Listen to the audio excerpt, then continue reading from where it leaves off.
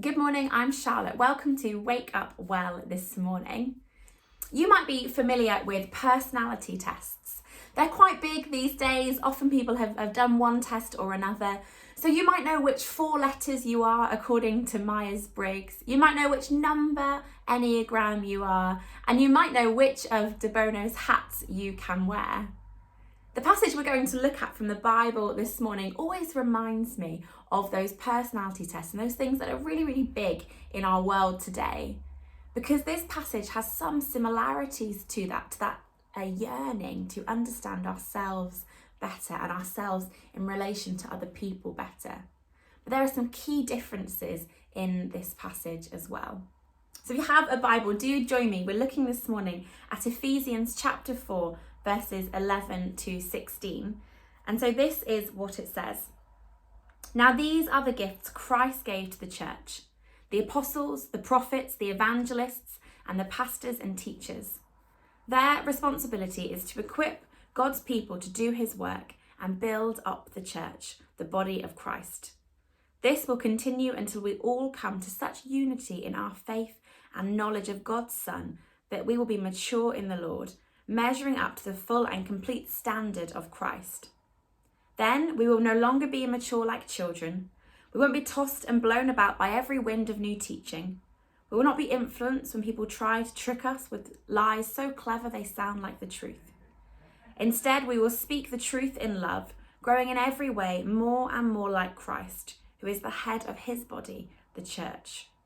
He makes the whole body fit together perfectly. As each part does its own special work, it helps the other parts grow, so that the whole body is healthy and growing and full of love. You might be familiar with this passage. It's often talked about in terms of the 5-fold ministry, because you have the 5 different gifts: the apostles, prophets, evangelists, pastors, and teachers. And I'm not going to go into the details of all of those different 5 and the descriptions, because there are many, many places online and in books where you can do that, and I would encourage you to go and do that. But I want to give you 3 points this morning as we think about this passage. And so the first point is this: we have to recognise our gift and how God made us. Those personality tests are there for that reason. It's about understanding ourselves better. And this passage tells us that actually God made us in particular ways.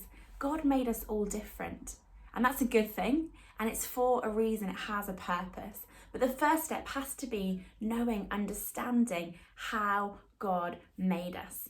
And so I would encourage you to go and read about these 5 different gifts and to see which you identify with and to begin to get a deeper understanding of how God made you. We have to recognise our gift and how God made us. And the second point is this: we need to turn our gifts outwards instead of inwards. Often when we take personality tests, it's because we want to find out about ourselves. We want to know me better.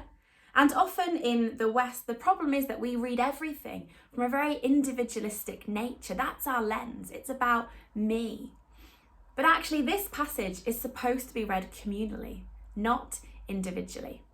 The whole chapter is about unity. My Bible, the heading of this chapter 4 is unity in the body. That's what this is about. This isn't about individuals. This is about the whole body of Christ coming together. And though it is diverse, it does so from a place of unity.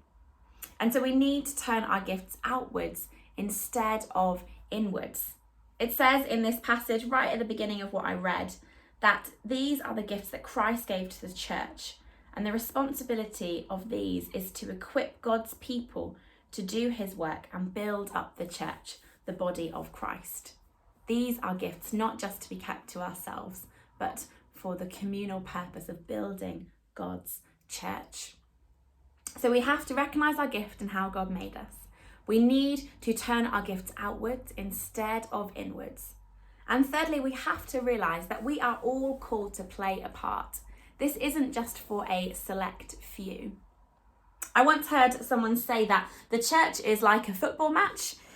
You might be watching quite a lot of football matches around now with the Euros. But they said that the reason the church is like a football match is because you have 22,000 fans who are desperately in need of exercise, watching 22 players who are desperately in need of a rest. But church isn't supposed to be like that. Church is supposed to be flipped from that. What we need actually is 22 leaders cheering on 22,000 participants who are the ones doing the stuff of Jesus and the kingdom.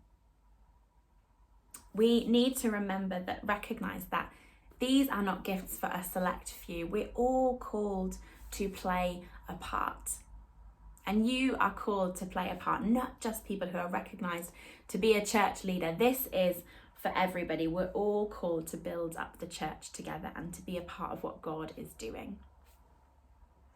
And so as you read and reflect on this passage in Ephesians 4 this morning, I encourage you to do this, to recognize that we have our gift, recognize what it is. How did God make you?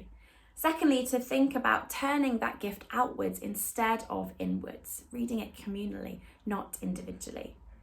And thirdly, realizing that we are all called to play a part.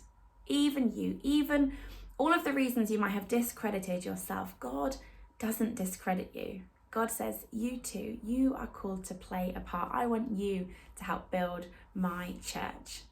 And so I bless you this morning to know exactly how God made you, to have a deeper revelation and understanding of who you are and whose you are, to turn that gift outwards, not inwards, to see that you are part of something bigger, and to recognize that you too are called, and that you would see God's glory and you would be part of God's kingdom coming on earth as it is in heaven.